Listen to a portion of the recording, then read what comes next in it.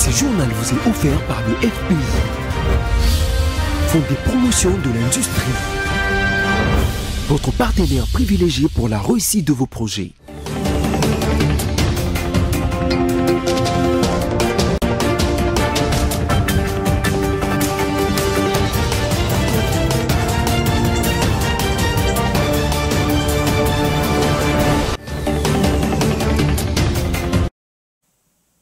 Mesdames, Messieurs, bonsoir et bienvenue dans ce journal dont voici le sommaire.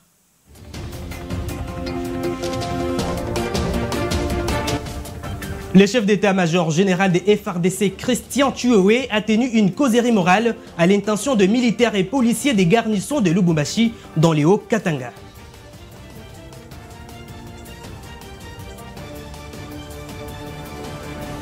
Le directeur général du FPI, Berthe-Mudimu Tshisekedi, a échangé avec l'ambassadeur italien en RDC en vue de renforcer les partenariats entre le FPI et l'ambassade d'Italie.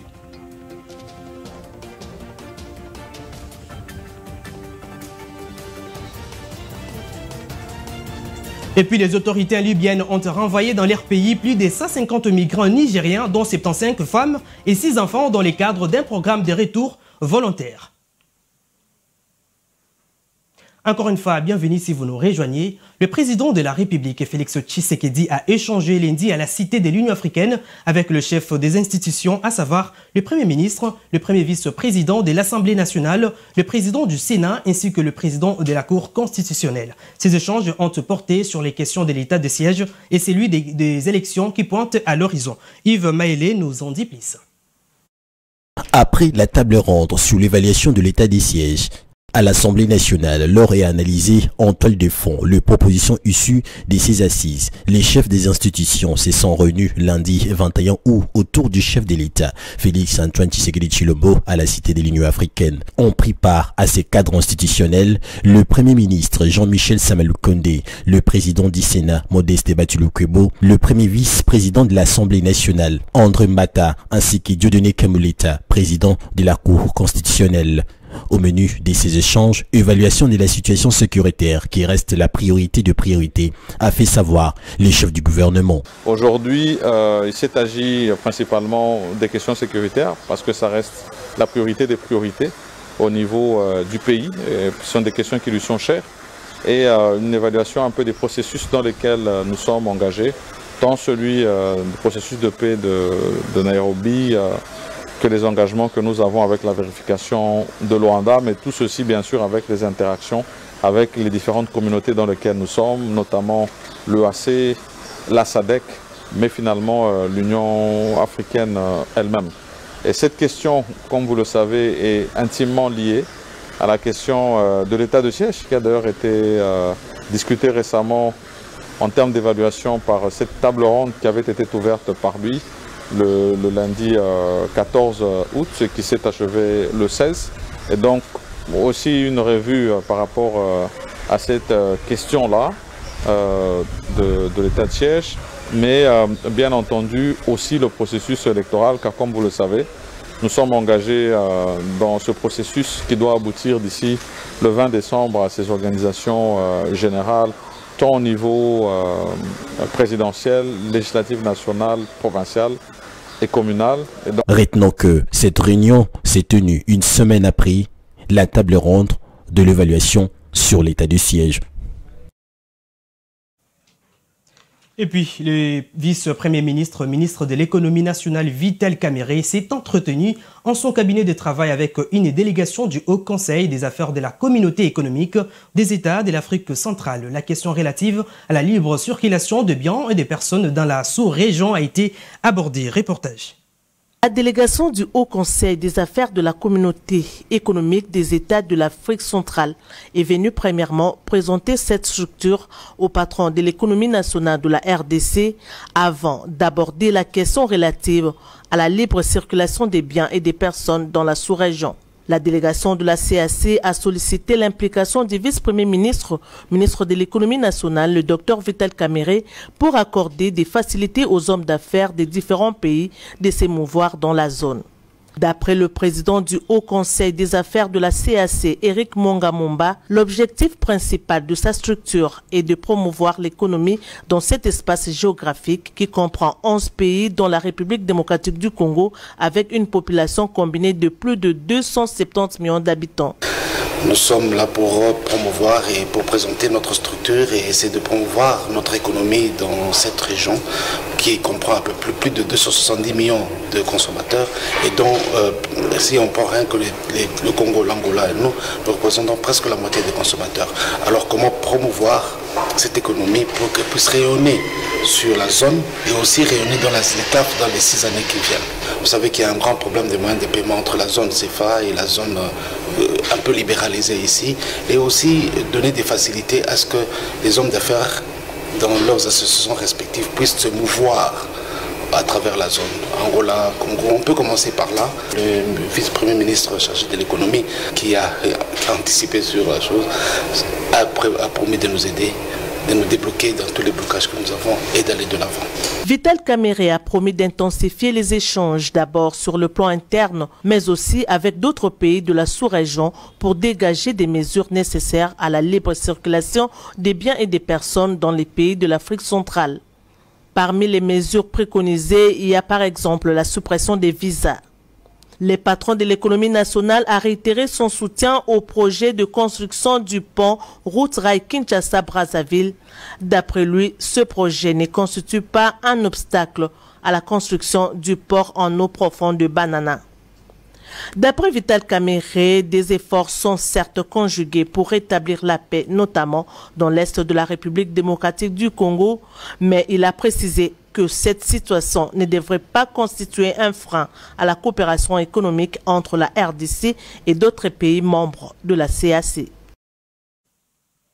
Prenons cette information en bref. Ouverture du sommet BRIC. Le pays émergent de BRIC se réunissent du 22 au 24 août 2023 à Johannesburg, en Afrique du Sud. Ils veulent affirmer leur poids sur la scène mondiale. Le Premier ministre Jean-Michel Sama Lukonde est arrivé dans cette ville ce mardi où il représente le président Félix Tshisekedi à ses 15e sommets de BRIC.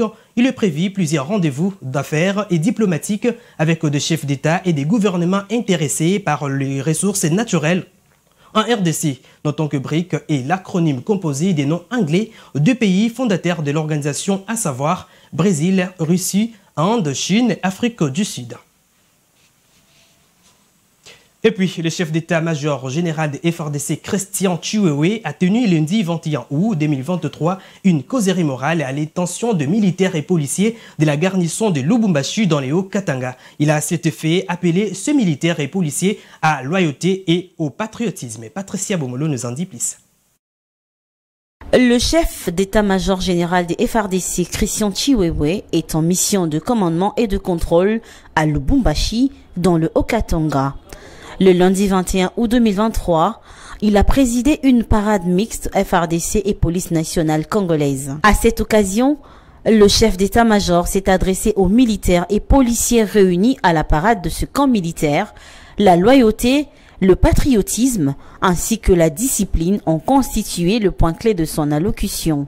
Par la même occasion, Christian Chiwewe a encore interdit toute présence des militaires de cette partie du territoire dans le carré minier et leur a présenté leur nouvelle tenue militaire qui sera dotée bientôt dans la garnison de Lubumbashi et les a prêché une franche collaboration. Le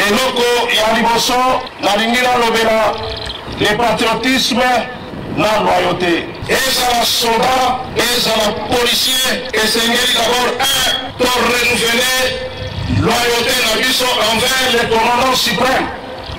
Parce que tous les patriotes, tout mon salaire à soldat, mon salaire à police, et c'est de protéger la population. Et pour clôturer cette causerie morale, un défilé militaire a été organisé. Je l'ai annoncé au sommaire. Le directeur général du FPI, Bertemu Tshisekedi, a échangé avec l'ambassadeur italien en RDC en vue de renforcer les partenariats entre le FPI et l'ambassade d'Italie. Regardez. Le directeur général Bertha Moudimou et son adjoint Martin Ouidjilou ont rappelé à l'ambassadeur les modalités pratiques pour la relance de ces partenariats qui a déjà porté ses fruits. Le diplomate italien a évoqué la réactivation du projet de montage des unités modulaires de transformation avec l'expertise des Self Globe et la poursuite des sessions de formation de formateurs des petites et moyennes entreprises spécialisées dans l'agro-industrie. On a des projets en cours dans les domaines de la formation agricole et de la formation des petites et moyennes entreprises dans les domaines de la transformation des produits agricoles primaires. On a aussi des projets dans les domaines de l'énergie qui sont en train de, avec la SNEL et avec les entreprises qui fournissent l'énergie électrique ici en RDC. Le numéro 1 du FPI a réaffirmé la volonté de son établissement public de collaborer avec l'ambassade d'Italie en République démocratique du Congo. La RDC et l'Italie ont une histoire en ce qui concerne la coopération qui date de longtemps. Et il était venu pour réchauffer cette coopération et voir comment est-ce que l'Italie peut être en appui au FPI dans le financement de projets d'investissement et également dans la création de nouvelles industries qui peuvent contribuer au développement de la RDC. Il s'y est dénoté que cette rencontre a lieu après la fructueuse participation de la délégation du FPI conduite par Bertha Moudimou Tshisekedi en avril dernier à la foire agricole Agri-Travel et Slow Travel Expo à Bergamo en Italie. En effet, lors de son séjour à Bergamo, le directeur général du FPI avait contacté plusieurs opérateurs économiques italiens, dont les représentants des Self Globe. Et en société, plusieurs maisons commerciales et dépôts ont fait au marché Matadi-Kibala dans la commune de Mongafola à la suite d'un incendie. Les victimes pointent du doigt à la SNEL. Suivez.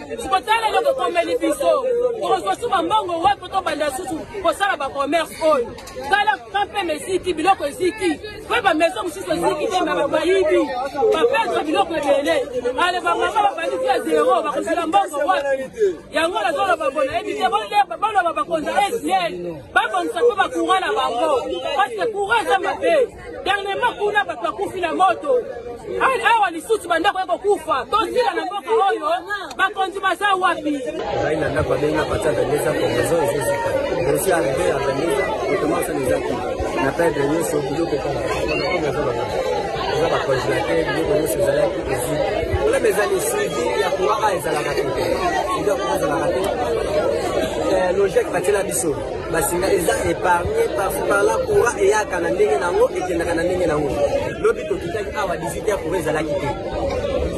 Donc comme il 22h, maison économique, c'est parce que Batasnel va à la on paie des droits. On paie ça à chaque fait du droit, 10 000 francs. La satinelle pas la ratine de la route. Après c'est un bon ce que nous faisons, satinelle la banane de la Azawa. Je veux que ce soit de ma famille, de laisser ça. J'ai un petit frère sur la 6e. Maison Kara. Là de la Zabo. Si on a si ma machette, c'est là comme un Reportage signé Ginette Fika. Et à l'international, les autorités libyennes ont renvoyé dans leur pays lundi plus de 150 migrants nigérians, dont 75 femmes et 6 enfants dans le cadre d'un programme retour volontaire en coordination avec l'Organisation internationale pour les migrations. Suivez. Dans cette salle d'attente de l'aéroport de Tripoli, ils sont une centaine de Nigérians à attendre leur vol pour rentrer chez eux. Ces hommes et ces femmes font partie du programme de retour volontaire organisé par les autorités libyennes et l'ONU. Depuis que je suis arrivé en Libye, je travaille. Je travaille dans une entreprise de générateurs d'essieux parce qu'au Nigeria, j'ai étudié l'ingénierie mécanique. Aujourd'hui, je dois rentrer dans mon pays parce que la situation ici en Libye devient insupportable pour moi. C'est pour cette raison que je suis ici aujourd'hui. La majorité d'entre eux a été interpellée à la frontière entre la Libye et la Tunisie. Les deux pays ont récemment conclu un accord pour se répartir l'accueil des migrants bloqués à leurs frontières. Cet accord a été conclu avec le ministre tunisien de l'Intérieur pour résoudre ce problème. La Libye et la Tunisie sont deux pays frères et le problème est le même. Nous sommes des pays de transit, pas des pays de destination. Des gens viennent d'Afrique et cherchent une vie meilleure en Europe.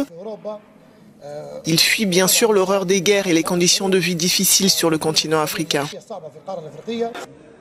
Le mois dernier, une centaine de Nigérians avaient déjà été rapatriés dans le cadre du programme des retours volontaires. Les autorités nigérianes assurent que ces migrants n'ont pas été contraints de rentrer chez eux. À l'ambassade, nous leur parlons. Nous disons aux Nigérians ici que la migration n'est pas mauvaise, qu'elle est autorisée au niveau international, mais qu'il faut suivre une procédure officielle. On ne part pas dans le pays d'un autre sans respecter les procédures. Si vous faites cela, vous devenez un migrant illégal dans leur pays. Plongée dans le chaos depuis la chute de Kadhafi en 2011, la Libye, devenue une plaque tournante de l'immigration, compte plus de 600 000 migrants sur son sol. Restons toujours à l'international. Les Danemark et le Pays-Bas ont promis de fournir des avions des combats américains en vue de former des pilotes ukrainiens sur ces avions de guerre F-16. Mais la formation de pilotes très longue sera-t-elle finie à temps? La réponse dans ce reportage de nos confrères d'Euronews. Quel avenir pour les Balkans au sein de l'Union européenne? C'était le sujet de la rencontre hier soir entre les dirigeants de l'UE et des Balkans occidentaux, à Athènes. Beaucoup de pays des Balkans espèrent intégrer le groupe des 27. Mais l'Ukraine, une fois encore, a dominé les discussions. Devant le président Zelensky, également invité, le Premier ministre grec s'est engagé aussi à maintenir le soutien militaire à l'Ukraine aussi longtemps qu'il le faudra. La Grèce a ainsi proposé de former des pilotes ukrainiens sur les avions de guerre F-16. Le Danemark et les Pays-Bas se sont engagés à fournir à Kiev ces avions américains. Сьогодні ми маємо важливий результат для авіаційної коаліції. Греція візьме участь в тренуванні наших пілотів на F-16. Дякую за цю пропозицію і дякую вам, вашій команді, за готовність більше допомогти Україні із захистом нашої свободи. Mais il faudra peut-être 4 ou 5 ans de formation avant de rendre les pilotes ukrainiens opérationnels. Cette livraison de F-16 est donc un signal avant tout politique quand Volodymyr Zelensky se démène pour obtenir le soutien de ses alliés, craignant que la lassitude de la guerre ne s'installe. Et ce journal est terminé. Place au rappel des principaux titres.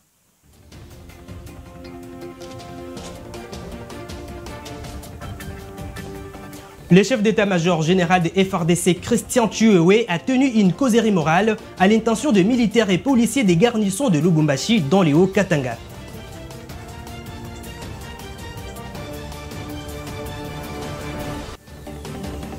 Le directeur du FPI, Bertemu Tshisekedi, a échangé avec l'ambassadeur italien en RDC en vue de renforcer les partenariats entre le FPI et l'ambassade d'Italie.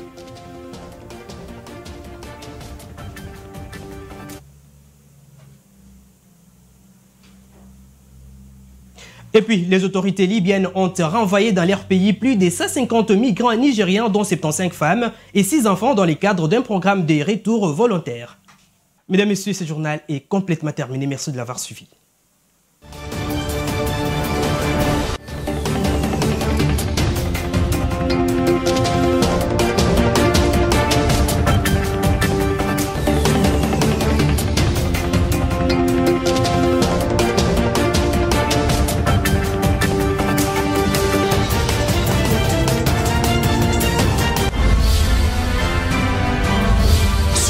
Vous a été offert par le FPI, Fonds de promotion de l'industrie, votre partenaire privilégié pour la réussite de vos projets.